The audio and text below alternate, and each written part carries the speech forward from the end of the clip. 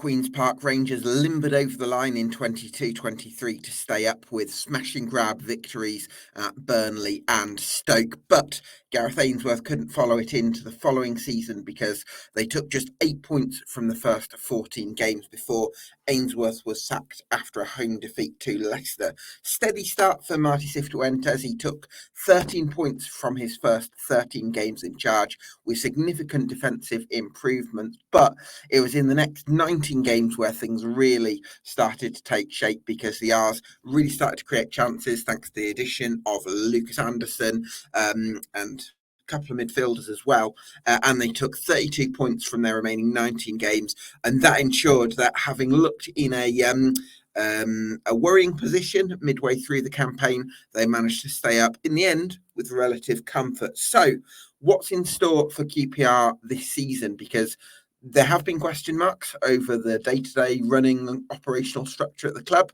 but there's no question marks over Martí Cifuentes' capabilities as a coach based on the progression that we've seen from them last season. So will Martí Cifuentes change QPR? Will QPR change Martí Cifuentes? What's going to happen at Loftus Road? Plenty to discuss then on this Summer Deep Dive.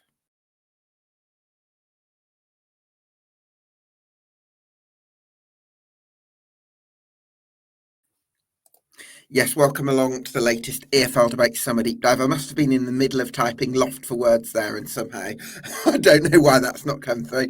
Anyway, yes, 1 of 72 we're doing across the EFL between mid-June and mid-July. Already the full set for League One and close enough for League One and League Two to YouTube and to Spotify. So go and get yourself subscribed. For now, I'm delighted to be joined by Clive from LoftforWords, an excellent site for Queen's Park Rangers opinion.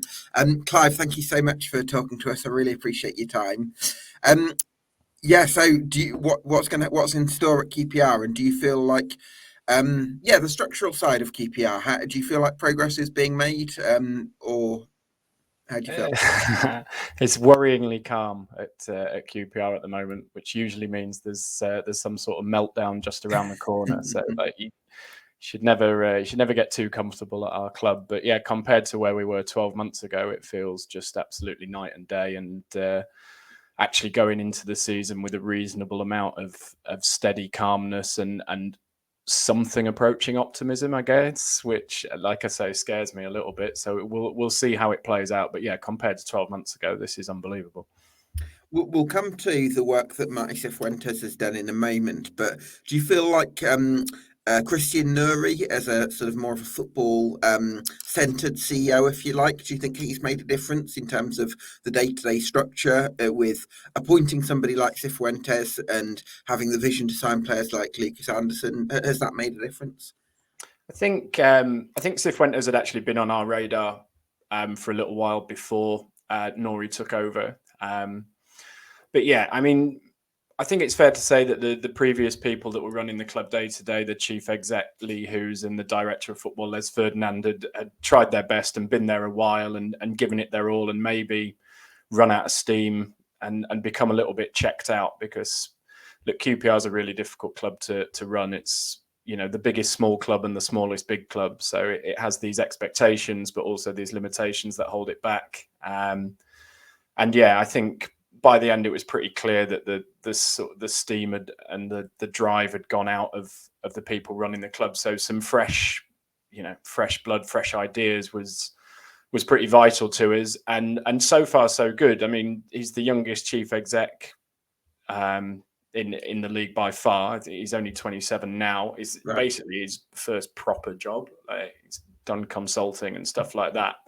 Yeah. And it's a big job he's taken on. He's basically amalgamated the CEO and the director of football role into one and calls himself a football-facing CEO. And like, best of luck with that, because, you know, it's a huge job at any club, and at QPR in particular. You know, what he's going to find is people at QPR will harangue him about why we didn't run a second coach to Fleetwood and why the water pressure's crap in the ladies' toilets, as much as they will, you know, why we haven't signed a striker. So it's a big job that he's taken on. So far, so good. You know, fresh ideas.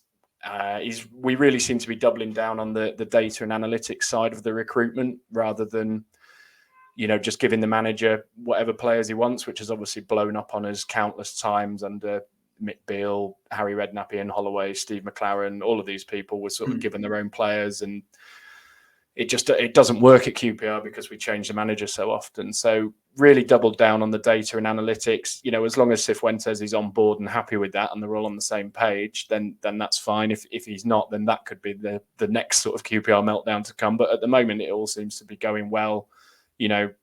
Let's see what happens. The first time they lose 5 in a row, which at QPR is only ever 2 weeks away. So let's see what happens when things start to go wrong, how they cope with that. But they ended last season brilliantly. They got out of a situation that they worked themselves into that I didn't think they'd be able to get out of. And they did it really in quite some style by the end. So, yeah, all good at the moment. Sure. I guess that's going to be difficult for a 27-year-old to be a sort of an all-action CEO, if you like. I'm wondering if you've got people at the club who are going to be able to deal with the water pressure in the toilets or the running a second coach to away games. Have you got people there that do you think that can handle some of those issues to allow Christian to focus more on the football? If we have, they're hiding it pretty well. So we'll find out. We'll find out as we go along. He's clearly very football focused, and he has very strong ideas about how he's going to run the club around data analytics, AI, and all of this stuff that old gits like me are sort of scared of and don't understand. But look, QPR had been doing the same thing for years and years and years and not getting anywhere. And with the limitations we've got FFP wise and stadium wise and whatever, if we do the same as every other club, then we're not going to get anywhere bar, the odd Eze miracle that comes along. So, fair play for trying to zig while everybody else zags or whatever the term is. We have got to do things a bit smarter and a bit cleverer than we have been doing. And like the 3 signings we've made this summer are clearly all from the data and analytics side of the business, which is still run by Andy Belk, the head of recruitment. He seems to have been given a lot more power to me in this new structure, over and above what the manager wants, perhaps. So yeah, it's forward thinking and modern and scary. But we did the whole Matt Smith up front with Connor Washington stuff for years and letting Steve McLaren loan in loads of people you've heard of from the Premier League. It didn't work for us. So yeah. Fair play for trying something new, I guess. Yeah, I think we can probably question whether the structure that you've got is optimal, but I don't think we can question whether it's better than what we were talking about 12 months ago. So again, I think that's a big step forward, and good luck to Christian Nourry, because that sounds like a bit an exciting opportunity for him. So one thing that really, I saw an excellent article on LoftforWords from Andrew, I think it was, who sort of broke down the season into sort of 3 strips. Right, you had Gareth Ainsworth, which just wasn't the right fit in the first 14 games, only 8 points, and then Cifuentes part 1. Andrew sort of outlined there was definite defensive improvement, looked after the ball a lot better, but maybe struggled to create chances. And then actually Cifuentes part 2, if you like, the last 19 games which was where you saw the significant improvement. It was actually a little bit less possession, although not as low as it was under Ainsworth, but much better from the point of view of chance creation. And I guess Lucas Anderson was the key to that. Yeah, Lucas Anderson's been a great signing. The whole debate really is we went sort of much more pragmatic in the final third of the season, just on really basic metrics like look at the height of the team and the physicality of it. And I don't think all 3 signings we've made this summer are big lads. Basically, I think Cifuentes came in. You listen to the podcasts he was doing before he came to QPR, and he's constantly talking about his Johan Cruyff ideals, and that's how he thinks football should be played, and that's what he aspires to, sort of old school Barcelona stuff. And you did see them trying that at the start, but at the end of the day, you're trying to play out from the back through Steve Cook, Jimmy Dunn, Asmir Begovic. It wasn't really there, and we had a couple of real bad games under Cifuentes over the winter, Millwall away and Stoke away, and I think after that they sort of took a step back and decided to go, it's the Championship. You do need Isaac Hayden in midfield. They put Jimmy Dunn at right back, which was an unbelievable success that I don't think any of us saw coming. I think initially they put him out there purely to give Begovic something to aim at with his wild kicks. Just as an out, not literally aiming at Jimmy Dunn with this wild kick. Well, it was difficult to tell what Asmir Begovic was aiming for from 1 week to the next. To be honest, he will not be missed. But having put Dunn out there basically as an outball for the goalkeeper, he turned out to be this rampaging right back. So the question now is: was that just him horse for a course stuff? We need to stay up. We're going to be pragmatic.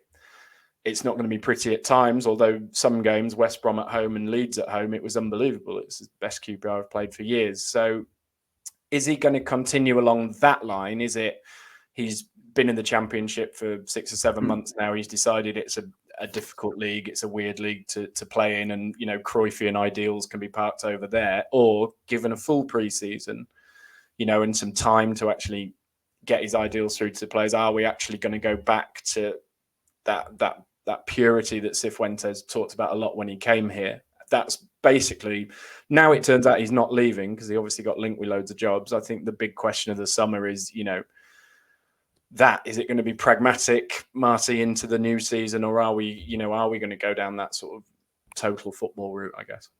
Well, I think I'm really curious about that right back position you mentioned with Jimmy Dunn. It's like he's played so well, through circumstance, but is that going to sort of continue? And I guess you've signed Heverton Santos from Estrela da Amadora.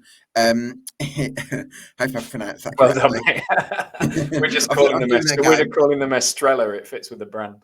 Absolutely, yeah. Estrella. So Jimmy Dunn, you've got as an option there at right back because he played well there before, but Santos looks like a bit more of an exotic option there.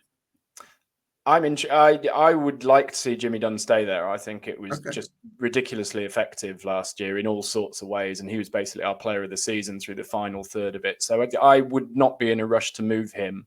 Okay. That might be affected by if somebody bought Jake Clark-Salter, who's obviously our other centre back. Then you'd probably be moving Jimmy back inside. Maybe they've obviously bought this kid Liam Morrison who could play there. So there's that up in the air. You've also got Reggie Cannon, who looked a terrific signing when he came in from Boa Vista to start with, like a full American international. We were a bit surprised we got him. He played most of last season injured. Quite how much he wanted to be here in the first place or wants to be here now, I'm not sure. But it would be strange to have a guy like that, allegedly on a 4-year contract, just not playing at all. And he's a right back. The Santos signing, we've had to hire an analyst to do our analytics on LoftforWords because I can't pretend I sit around and watch the Portuguese league. I suspect from what we know of him so far that he might actually have been brought in to be utilised higher up, maybe on the right side of the attacking setup where Chris Willock was playing last year, rather than at right back. I think from what we know about him, he might get found out in the Championship defensively at right back. So it wouldn't surprise me if he hasn't been bought with the idea that will utilise his attacking and take some of the sort of defensive responsibilities away from him. I wouldn't be surprised to see him playing further up on the right side. Yeah. Okay. Well, all credit for Jimmy Dunn for making that case for him to get that right back spot long term, and hopefully he can hold on to it. You've signed Paul Nardi between the sticks.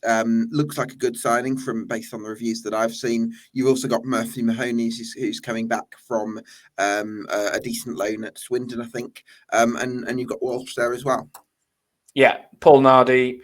No surprise, really, that the first thing they did this summer was get a goalkeeper that can fit more with the manager's style of play, because Asmir Begovic was a bit of a millstone around the neck of this team last year.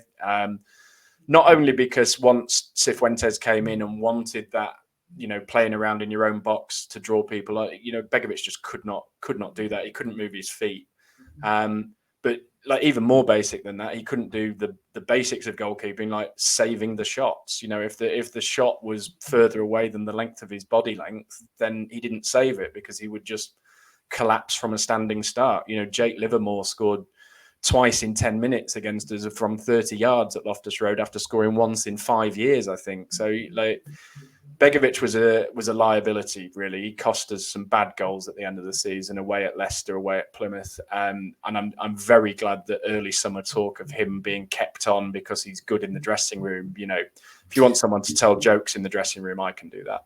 And I wouldn't be earning what Begovic was, and I also think I'm a better goalkeeper than him as well. So no surprise actually to see that they've gone for a more ball playing goalkeeper. And again, if coming back to the point about the stats and analytics, I think Nardi, although like playing in the Belgium league, which obviously doesn't get a lot of coverage and whatever, was in something like the top 20-25% of save percentage in Europe last year. So again, you can just see that's our analytics department picking out players that we can afford, but who are nevertheless sort of outperforming the median. So yeah, no surprise, really pleased with that signing.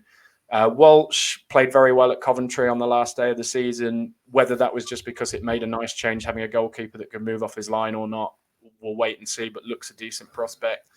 Murphy Mahoney meant to be good with his feet, looks a bit small. We'll see. The fourth choice keeper out of the reserve watchers really like Matteo Salomon, the Brazilian guy that keeps goal for our development team. He's meant to, and if you speak to the coaches as well, they've long said for a few years he's the one that's got a real chance coming through. So he might be worth watching. Again, compared to a year ago, the situation we're in that position is very welcome.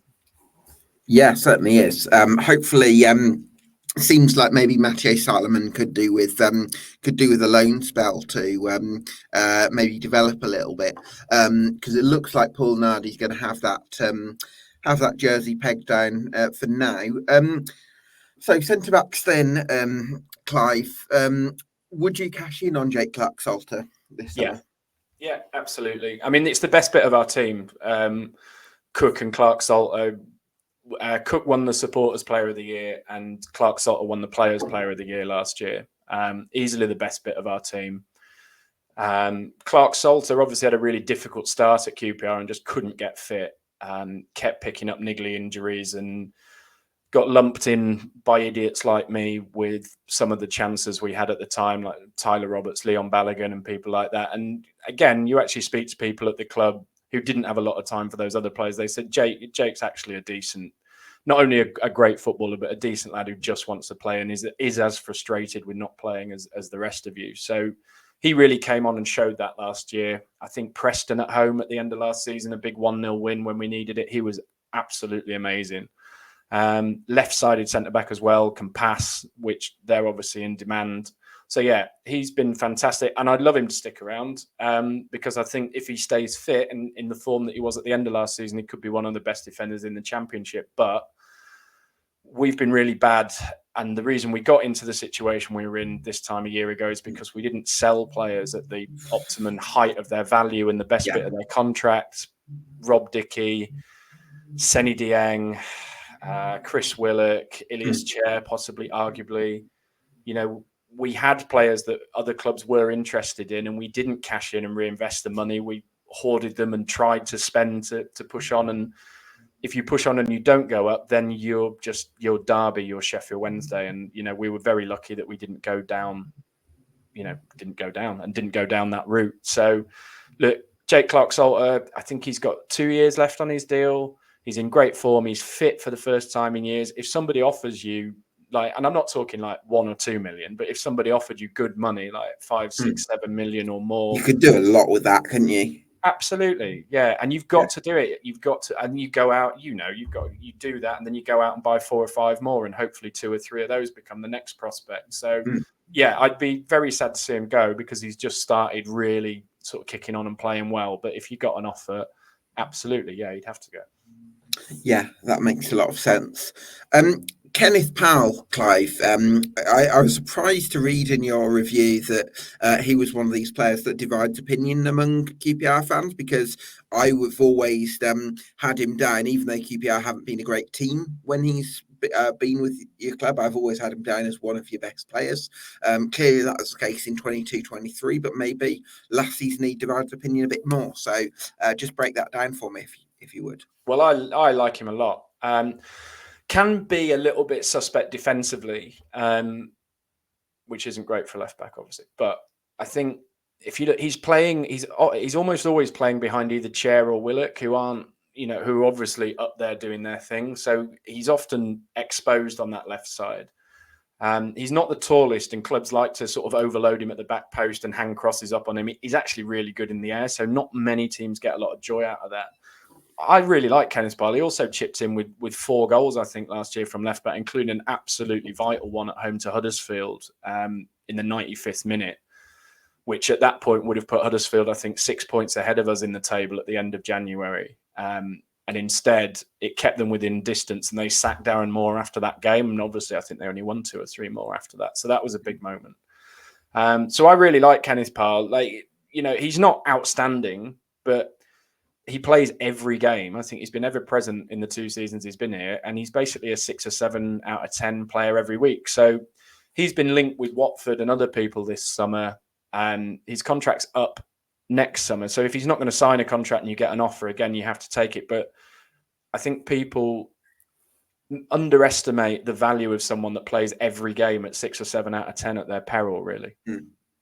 Yeah, absolutely. I think that can be really important. And hopefully next season, Kenneth Bale might be able to get to even more like a 7 or an 8, because I think he's capable of that, especially with the right coaching, which you've got. But in terms of the other left backs, you've got Morgan Fox and Ziad Larkesh, and I think we're talking about these players as decent squad options if you're not having to start them every week. So a bit like Osman KK, who left. But do you really need 2 of them? Would be my question. Well, Morgan Fox can play centre back. Okay. And he can play left-sided centre back, which could be an issue, obviously, if Clark Salter goes. Filled in a couple of times late there last season. Experience, not on a lot of money. Can play a few positions. Not going to burn any houses down, but he's all right. Larkesh is good. Just looks good cover. A couple of times last season he came on Preston away and Stoke at home and looked really good going forwards. But when he's started games, he's looked a little bit suspect. All depends on how much we're paying them, really. Just good cover players on the left side of the defence and up the left side of the team, really. Central midfield then, Clive. You said in your feature on Sam Field that it actually helped him in a way be one of your best players under Gareth Ainsworth because he was your best player without the ball, and it might hinder him a little bit under Martí Cifuentes because he's arguably your weakest player with the ball. So do you think Sam Field has the potential to grow technically and maybe learn off somebody like Cifuentes and expand his game? Yeah, I mean, Sam Field's my favourite for lots of reasons, not least because we both dress like old men. He at the end of last season, he actually started scoring goals. Like he got 2 or 3 goals at the end of the season, 2 against West Brom and 1 against Leeds. And I've long said that he needs to have that in his game. Like he's technically a good player. He's good in the air. Like get in their box and score 5 or 6 goals a season. But I think that more than doubled his totals for his entire time at the club. In fact, I think it doubled his career total. I think he's only got 6 career goals, which is just not enough. So if that is the sign of progress under Martí Cifuentes and he is going to add that to his game, then he's going to be brilliant. At the moment, the problem with our central midfield is Cifuentes obviously wants people taking it on the half turn and playing through midfield. And we, apart from Elijah Dixon-Bonner, we don't really have a player that shows for the ball and does that. Sam Field is still too prone to receiving it quite flat-footed and passing it back where it's come from rather than turning and opening the pitch up, which is what you need to do if you're playing Cifuentes football. So he's okay with somebody next to him. Isaac Hayden made quite a big difference to us last year with experience and physicality in there. But central midfield, now we've sorted the goalkeeper thing out. Next priority, which I guess you're coming to, is the strikers. But yeah, the central midfield needs at least 1 addition, if not 2. The Icelandic guy that's just gone to Preston, I think we were pretty confident that we got him at one stage, so that's disappointing. Yeah, I would expect to see some pretty major surgery there. I mean, that's probably me being a bit down on Sam Field. As I said at the start, I absolutely love him. And at the end of last season, he did show what I've always thought was that he is capable of going and scoring 5 or 6, 7, 8, maybe goals a season, and we really need that from him. In terms of, I'm just wondering, you've given Jack Colback a 2-year contract, and you've got at 33, and you've got Sam Field there, and we both know, probably Clive, that Sam Field and Jack Colback as a partnership aren't going to work. So, I mean, would you actually have questioned the decision to give Colback a 2-year deal and actually said, you know what, we're actually going to rely on Sam Field as to be the sort of the more destructive, tenacious type we've got in there, or do you feel you feel Colback can play a valuable part? Colback played quite well at the end of last season. I was a bit fed up with him at Christmas, mainly because he was suspended all the time.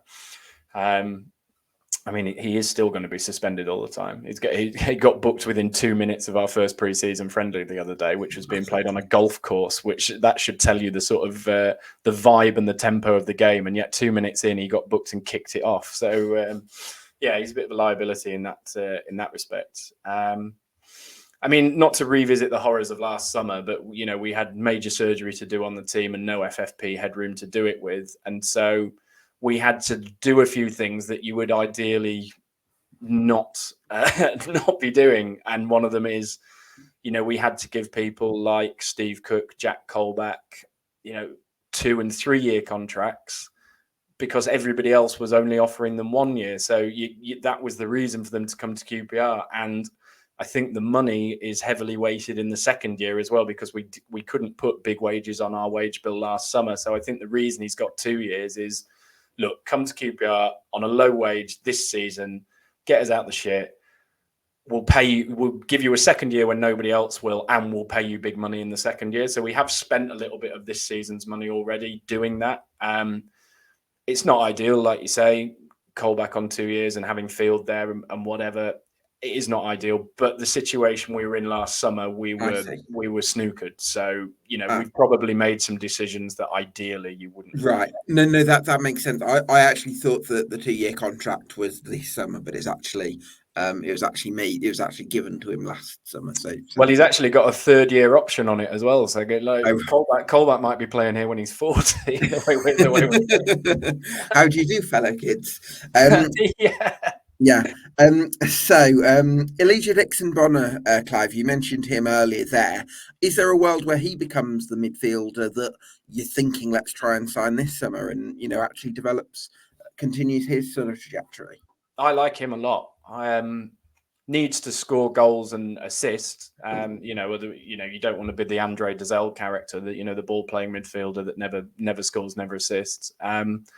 But I like him a lot. He shows for the ball. He takes it on the half turn. You know, he involves people higher up the pitch. And, you know, I know that all sounds really basic, but at QPR, that's basically witchcraft. And showed real promise last year. Got taken out of the team in that final third of the year a little harshly, I felt. But as I said, I think we were going pragmatic and prioritising height, physicality, Isaac Hayden, Jack Colback, Sam Field. You know, we've got to dig ourselves out here. I think there was a chance that Dixon-Bonner would actually turn the contract down this summer and move on because he's desperate to play football. Like, one of our LoftforWords sponsors his kit, so spoke to him at the kit sponsors evening, and he is absolutely desperate to play and was like, he really likes being at QPR and wants to stay, and has in the end signed the contract and stayed. But I think he was scouting around looking because he needs to play, and I think there's something there. I like him every time I see him play. So yeah, hopefully, you know, 25 starts out of him this year, a few more goals, hopefully. Technically really good player, really good lad round the place. You know, wants the ball and demands the ball, and having, as I said, like, watched Dazelle play that position abysmally for the previous 2 years, actually just seeing how that position should be played by a much less experienced player, you know, night and day, really. So I'm a really big fan of Dixon-Bonner, and I'm keen to see a lot more of him this year. So basically, in terms of the next midfield signing, for me, if we're thinking 4-2-3-1, I think it's Colback or Field and Dixon-Bonner and or one other. So you bring in maybe another more progressive midfielder, but you don't pair, you keep Colback or Field in the team, and you keep in someone who can receive the ball off the defence and get you playing as well. Yeah, like a better, more experienced Dixon Bonner for them to share that role. Interesting to see whether he sticks with 4-2-3-1, because Cifuentes is very much a 4-3-3 guy, and again I think the 4-2-3-1 was out of pragmatism last year, and he basically learned what every QPR manager has learned since we came back to the Championship, really, that you have to put at least one, if not two, defensive midfielders in front of our defence to protect it. So yeah, interesting again to see whether he sticks with that 4-2-3-1 or whether he opens it up a little bit. Well, if he changes it to 4-3-3, and maybe signs another forward-thinking midfielder in there to sort of facilitate that, what happens to Lucas Anderson? Does he go into the midfield three and operate as an 8, or does he move into one of the wide spots? Well, he's versatile. He's just a really, really good footballer. Again, compared to what we had before at our team, and then someone like Lucas Anderson, who's played like Champions League football, against Barcelona in Barcelona for Ajax and things like that. It's just like absolute night and day. He's one of those that's only here because he's got injury history, I think, and has a relationship with the manager. But I think he can play any number of positions. And like I say, I don't see Chris Willock sticking around. Maybe this time next week he'll have finally signed this contract and I'll look silly again, but I don't see him sticking around. So there is a slot there to fill that could be filled by Santos or could be filled by Anderson, or a new signing. He's versatile enough to play 3 or 4 positions. I think he's terrific, Anderson. Chris Willock then, Clive, somebody who was regarded as one of probably QPR's second most inventive player for a couple of years at one stage, along with Elias Chair. But it seems like for the last couple of years, Clive, Willock's lost a bit of form, maybe through injuries, maybe. I don't know whether you'd say application has been in question. Are you going a bit colder possibly on Chris Willock at the moment? I think among the QPR fans, I'm the most cold on Chris Willock, to be honest. So I'll probably have to bite my tongue a little bit in what I say. But we're into our 3rd week of pre-season now, and he's still on holiday in Jamaica posting Bible verses to his Instagram. So I think that tells you a little bit about sort of Chris Willock's commitment to the project and the club. He's a good player at Championship level. He's blown his hamstring out 3 times in 2.5 years. Which has clearly had an effect. I wouldn't be in a rush to sign him up, particularly at the money that it seems that his reps are looking for him. The club tried to offload him in January to free up some money to make more sort of Lucas Anderson type signings. They got some interest from Hull, who were obviously throwing money around enough to get Philogene and Carvalho and people like that there. And they took one look at Chris Willock's wage demands and walked away from it, which tells you sort of what he's looking for. Like I say, everyone's now 3 weeks into pre-season. He's without a club. I just think, with his form and fitness over the past couple of years, they've got to be more realistic about who's going to be interested in how much money they're going to be paying. I think the interest in him, they would be expecting it to be Premier League or parachute payment clubs. And actually it's West Brom, Cardiff, apparently the latest, but they're just asking silly money for a player that even last year, like Cifuentes put his arm around him, brought him back in the team, which was an obvious gain that we could get after Ainsworth basically ostracised him. And I kept hearing, Willock's back to his best. It's great to have Willock back in the team. He scored 1 goal in the final 25 games, I think, and that was against Rotherham at home. So, this idea that Willock's back, baby, and all of that. Not for me. It's not. He's not for me, to be honest. I think he's a defensive liability. I think his fitness is in question. I think he's badly advised, and even if none of that was true, I think he's asking for too much money. So, he's not my favourite. But honestly, I don't speak for all QPR fans. You could get 25 QPR fans on here that tell you that they absolutely love him and that Clive's a miserable bastard, but he's not for me, and I don't think he'll be for us going forwards, although maybe next week I'll be surprised and he will sign and stay, hopefully not on the money that's being talked about that he's asking for.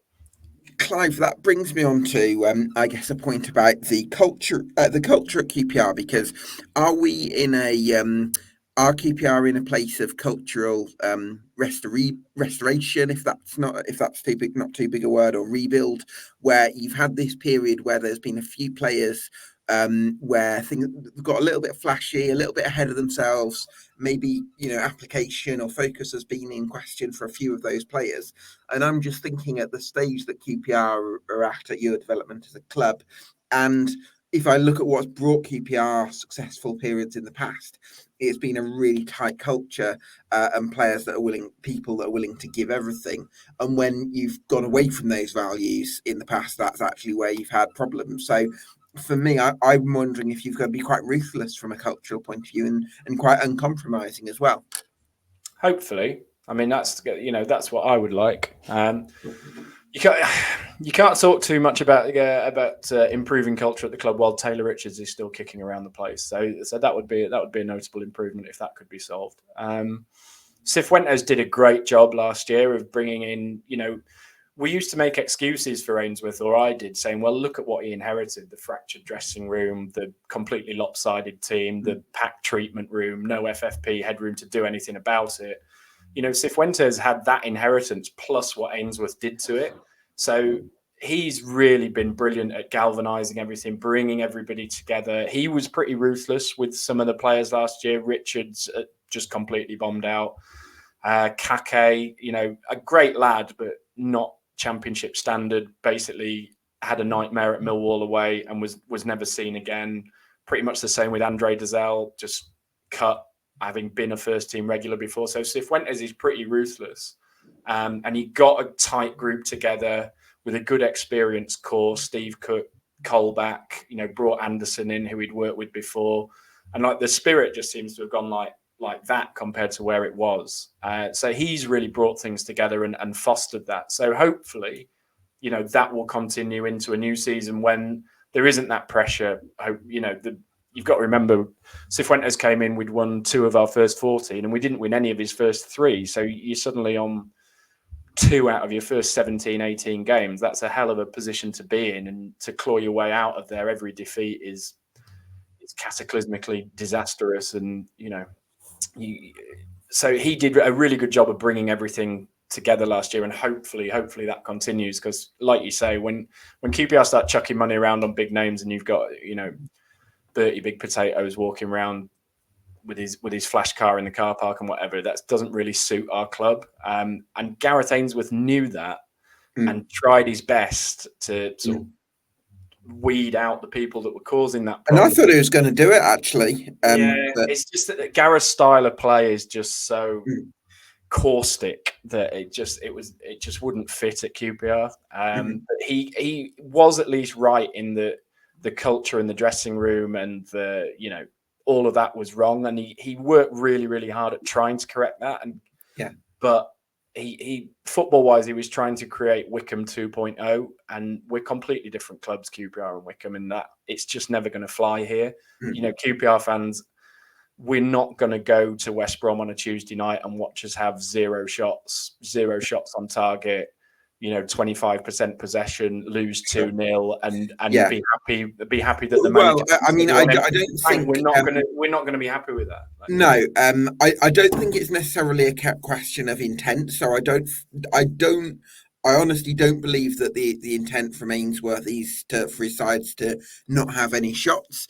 But I think that Championship is a different level to League One, and it's quite a significant jump. And I think that tactically and technically, it's a big step up. So there's a style that probably works in League Two and League One that probably isn't going to get you very far in the Championship, and I think that's probably where Ainsworth came undone. So despite incredible as a motivator, one of the best that I've come across, but I think as a tactician at Championship level, I think found wanting a little bit. So Lyndon Dykes then, Clive, and well, him and Michael Frey up top. It's it's not mobile, is it? No. Questions for both to answer, I guess, this season. Well, yes, goals would be nice. Like question 1. Yeah, Linden had a terrible season last year, and I mean the hope was he would go to the Euros, accidentally score against someone, and we could trick a nice amount of money out of someone. And then of course he got injured in the last training session. So not only do we not have that, but he's also not back in training for us yet. I think he's back next week or the week after. So he's coming into the season behind when he really needed a good summer. We'll see. I've just about given up on the idea of Lyndon Dykes as a championship striker. Frey was laughably out of shape when he arrived last year. He hadn't played for anyone for 6 months, I don't think, because of some dispute with Royal Antwerp, which is, again, is if you're playing for QPR, there's something wrong with you. So, too old, too young, too injury prone, arsehole, whatever it is. Like, if you're the complete player, you're not playing for QPR, are you? So we got him because he hadn't played for 6 months, but God, did he look it. So yeah, he's come back. He looks trimmer, I guess, in pre-season, although he couldn't have looked sort of much worse last season. Hopefully had a new gearbox fitted, might be all right. I don't hold out a lot of hope there. I think at least one, if not two strikers, whether that's on loan or whatever. There's the Sinclair Armstrong situation to resolve as well. So yeah, major surgery needed up front. That is not a championship forward line as it stands. And we tried to go through last season with that forward line and we were lucky to survive, to be honest. So yeah, major surgery needed there. The Sinclair Armstrong situation. Yeah, so Sinclair Armstrong has, we've taken up a year on his contract. The agent and there just seems to be no interest or intention of extending it beyond that, which means like you sell him now or you lose him next summer for, I'm not sure if it would be a free or a tribunal, but he didn't actually come through our academy. We picked him up from League of Ireland. So a tribunal, I presume, wouldn't give as much money. So he's one of those that you'd like to have around. I like him, contrary to Chris Willock. I like Armstrong a lot more than a lot of QPR fans. He is basic and raw and does some dumb things, and has the touch of a telephone box and whatever. But I think there's a lot of potential there, and we are a slow team. Since Bright Samuel left, there's been a distinct lack of pace in the team, which Armstrong provides. He frightens defenders with that. Cifuentes used him sparingly, doesn't seem the biggest fan. So I guess if he's not going to sign a contract and the manager's not the biggest fan and he is raw, then you get offered anything this summer and you have to sell him as well. I'm keen to see how he develops. He's an exciting prospect for me. I like him a lot more than some people, but there's no point keeping him hang around, not really playing, and then his contract expires next summer and we're another year down the line in the same situation. There's no point in doing that. Do you think he would benefit from from QPR going to 4-3-3? Because if I look at a 4-2-3-1, I think you're probably going to need a bit more defensive discipline if you're a wide player in a 4-2-3-1 as opposed to in a 4-3-3. I don't think he can play as a lone striker because I don't think his back to goal play is refined enough, and he's not really he's not a number 10. So I'm wondering if he could play wide in a 4-3-3. Is that more likely to bring the best out of him than maybe a 4-2-3-1? We've said for a while whether you could turn him into the Championship Adama Traore, just like park him out there, get the ball, push it past your guy, and smack a cross in, and that's your job. We'll have to wait and see, I guess. Like his main asset, some would say his only asset, is he's really, really quick and he can burn defenders off. And he's strong. He's very, very strong. His first touch is not there. Like you say, his back to goal game and hold up play is not there. And his finishing and composure in front of goal is dubious. None of that is very good for a striker, but he is quick and strong. So let's see what happens with him. You speak to a lot of QPR fans; they'll tell you he's basically League One or League Two or possibly in the wrong sport. But we'll see. I actually like him and think there could be a breakout season coming from him. If not at QPR this year, then somewhere else the following year. I mean, what I would say with Sinclair Armstrong is because he's got those raw qualities, and as well, you said it's just pace. I think strength is a big one, and I also think that he's got that exuberance about him where he'll keep running as well. Yeah. And I think that I would probably, I wouldn't mind having that in a squad, because I think if he's going to keep trying to get into the right positions, then there might come a point where the penny drops, and maybe working under Cifuentes helps him technically and tactically, and actually starts to become a bit more of a complete player. So as long as he's got that willingness to learn, then I would probably say, for where you are right now, actually give him a chance and have him as part of the squad. And I think that, there's a chance he could become a good championship player. That'd be my thinking. Also, from a cultural point of view, you'd rather have a Sinclair Armstrong in the squad than maybe a Chris Willock or a Taylor Richards. Yeah, I mean, I like him a lot. So, I need no convincing. I'd like to see him around. He excites me when he comes on. And at the risk of repeating myself, we are slow. Like, one of the big things we have to correct, and I don't know how quick this Santos lad is that we've bought, but we are slow, and that makes us easy to play against at times. Someone like Brighter, say Samuel, makes a hell of a difference in the Championship. So the fact that we haven't added pace to our team after losing Bright, which was now 2 or 3 years ago, is a failure of our recruitment operation that hopefully will be corrected this summer. Because for all of Armstrong's limitations, he often does make a big impact when he comes on the pitch, and that's because he's quick. So hopefully pace is pretty high on our agenda, along with strikers. Now we've solved my goalkeeping problem. Expectations for this season, Clive? Back to 16th. Yes, loving it. Back to 16th. We love it there. Nice and calm. We'll go on a little 4 or 5 game winning run, at which point everyone will start losing their shit about making the playoffs. And then we'll go on a 4 or 5 game losing run, which will have everybody panicking about playing at Barrow next year. And we'll finish sort of lower mid-table. Just a nice sort of consolidating building year.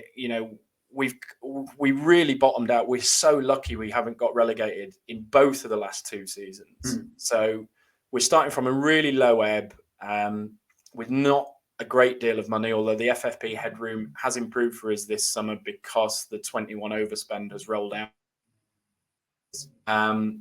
I mean, the game changer would be if someone happens to drop 100 million quid on a Bire Eze, because we get a big chunk of that. So that. Oh, do you know what the percentage is?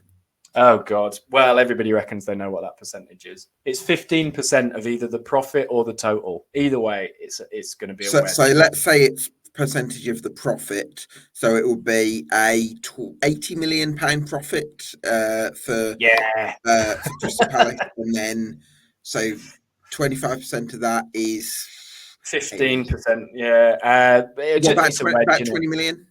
I think, mate, if I could do maths, I'd have a proper job, wouldn't I? I wouldn't be writing about football and television for a living if I could do maths. But anyway, it'd be a wedge. So yes, chuck some of that immoral, ill-gotten petrochemical dollar our way. That would be nice. That might be a bit of a game changer. But yeah, look, I'm just looking to sort of build. I'm really excited to see what Cifuentes does with a full summer and a full pre-season, because I thought what he was able to do last year with what he inherited and the turnaround mid-season was pretty miraculous, to be honest. Well, that's the other thing, Clive, because I'm thinking if I was to make a case for QPR this season, I would say that you got 31 points from Cifuentes' from the last 19 games of last season, and because the start of the season was under Ainsworth, who's a completely different manager, and the start of Cifuentes' reign, he was sort of already repairing some of the damage that was being done. So actually, you could say the 19 games is closer to where you are now. He's having a full pre-season. He's recruited. You've upgraded in the goalkeeping position. You've got Lucas Anderson hopefully for a full season as well. So actually, is there an argument that QPR might be a top half side? If you mean top half as in 11th or 12th, I could see that. But I think like higher than that and pushing on towards playoffs, I think is probably a bit ambitious at the moment. But let's see what we do with the rest of the summer. At the moment, we're sitting here saying your strikers are Michy, Frey and Lyndon Dykes. Well, that's not getting anywhere near the playoffs, is it? Or the top half of the table. And we've also sat here and said the central midfield needs major surgery and you might be about to sell your best centre-back. So there's so much that can happen. Where are we now? July the 10th. There's so much that can happen. I'd be able to make a better judgment once I've seen us in the first few games. But unlike last year, there's loads to be excited about with QPR this time.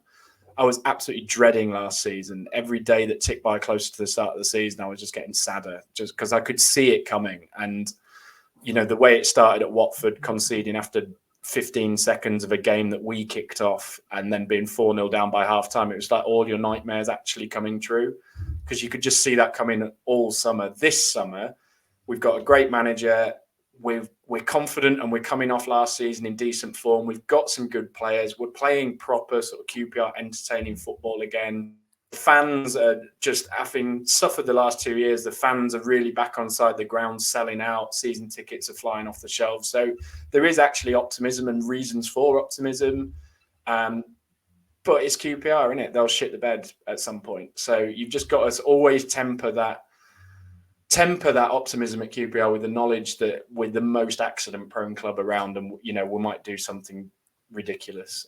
But yeah, look, I'm way more optimistic than this time last year when I was oh my god, finish bottom. So the handsome court line will stick with me, Clive.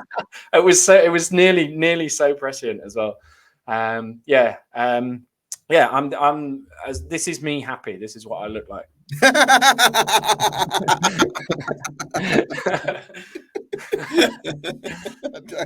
really tickles me. I mean, it's interesting. I think if we're looking at QPR trying to do better than 16th that you mentioned there, I think you've currently got 6 players in a best 11 that can get you into that sort of bracket. Feel free to tell me if you disagree with this, but my 6 would be Paul Nardi, Jimmy Dunn, Jake Clark-Salter, Kenneth Powell, Elijah Dixon-Bonner, and Lucas Anderson. Would you agree with that 6? Would you challenge that 6? Ilias Chair is who we haven't really touched on in this. He's still the best player in the team. I think he's one of the best players in the division. So if he's going to stick around, and now the unfortunateness with the kayaking weekend appears to have been subsided into a community sentence rather than go to jail, do not pass go. So Ilias Chair in a winning team that's playing well under Cifuentes, as opposed to being asked to play left back and punt channel balls. He's like I say, I think he's one of the best players in the division. I think he's actually underrated by QPR fans. You ask other fans in the division who QPR's best player is, I bet they'd all say him. Yeah. So him sticking around and not going to prison is obviously good for everybody. I mean, I don't know.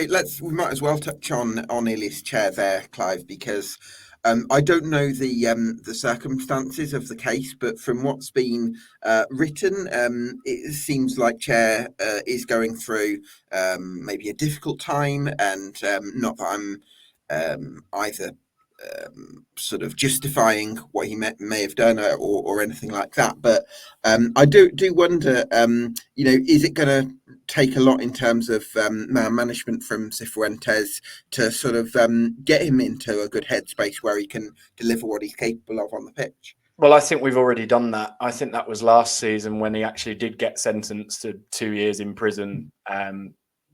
So I think, he didn't do any media, no interviews, no post-match. He was often in tears at the end of games. Cifuentes had to manage him through that. And, I'm commenting purely from a football point of view, not sort of rights and wrongs of hitting people in the head in bus queues and things. So, but the most recent case, his appeal's been heard and it's been commuted down to a community sentence. So I think the sort of worst, worry about whether he's going to prison or not is over now. So you might actually see him come flying out the traps at the start of this season in a much better frame of mind than he was last year. The only other name I would mention on your list is Steve Cook, who was just absolutely unreal last year. Yeah, I think. Well, first of all, hopefully Ilias Chair can sort of rehabilitate himself and continue to learn. I guess with Steve Cook, I do often have a question sometimes about older players, whether they're going to be able to go again. Sometimes because Cook's, was he 33, 34? So I always have that. Not that I wouldn't think that Steve Cook would be absolutely in your best 11 going into the start of the season, but I'm often aware that performance levels are more likely to drop than they are to improve when players get to a certain age. The other question about him, I think, is, and it comes back to this, is Cifuentes going to go idealistic or pragmatic this season? You do have to play deeper as a defence with Steve Cook in it, so he doesn't get caught out behind. And I think in an ideal world, Cifuentes would want our defence, and speaks to the Paul Nardi signing in goal as well, would want us much higher up the pitch on the press and in defence. And you can't really do that with Steve Cook as your centre-back. So is it in Marty's mind that Steve Cook will be sort of eased out as we go to this more progressive, higher up the pitch? Or has he looked at him last year and how well he played and thought, okay, well, I have to adapt my style to, we've got to have him in the team, so we are going to have to drop a little bit to accommodate that. That's one of the little micro bits of this macro thing that we're looking at with Cifuentes this year. You know, is it going to be pragmatic or idealistic Cifuentes given a full summer run at it? And I guess we start finding out. Well, we play Tottenham. Our early friendlies are a bit of a joke, to be honest, and they are being played on a golf course. So I'm not quite sure how much we're taking from those, but we've got Tottenham at home next week. That'll be probably our first indication of what we're really going to look like. So we'll take it from there. Clive, what's the biggest reason to believe that QPR will meet their ambitions this season? The Generals are due. I don't know. It's been so bad for so long. Like, maybe we must be due some luck and a good season. Cifuentes is obviously the answer. Like, we've got a proper manager, gets the club, fits with the style of play, has got the players motivated and behind him, drawn the dressing room back together. You know, he's been excellent so far. So if he can continue, you know, not many teams, I think, picked up more points than us in the last third of last season. I think it was only, you know, Leeds and Ipswich at one stage were the only teams picking up more points than us. So yeah, Cifuentes is the short answer. Biggest reason for doubt? We are QPR. Like, they'll do something. They'll sack him, like, play without a goalkeeper. You know, someone will shoot someone. Like, it's QPR. They're always up to something. Something will happen because, you know, we're just that kind of club. We're a spiv club, really. So, like, just when you think they're quiet and everything's going well is usually the point just before the bomb goes off. So, yeah, I am slightly concerned at how calm everybody is at the moment. There's no real reason football-wise or manager-wise or anything that it shouldn't go reasonably well this season other than it's QPR. You just can't trust us. Give me a number then between 1 and 10 to denote your level of optimism for the season ahead. My level of optimism? Oh, God. Well, look, I am reasonably optimistic, but that's only in that I think we'll improve and be mid-table. So I don't know where you would put that. Like, probably a 5, but that's basically the most optimistic I've ever been in my life about any aspect of my life. So, like, yeah, a 7. If Cifuentes sticks around and we continue the progress, like, we could be fantastic because he looks and sounds like the real deal to me, and the players have really bought into him. So, you know, maybe I am quite optimistic and just don't want to say. Right. There you go. Listen, thanks so much for joining me, Clive. I really appreciate your insight. I would implore everyone watching this or listening to this to go and check out LoftforWords for some outstanding long form content. Yeah, the Clive, longer the better. The odd rant in there as well. Yeah, Clive, thanks so much for your insight. It's been great to chat to you this afternoon. Thanks to you for watching at home. This has been the EFL Debate Summer Deep Dive on QPR, and we'll see you again in the next one.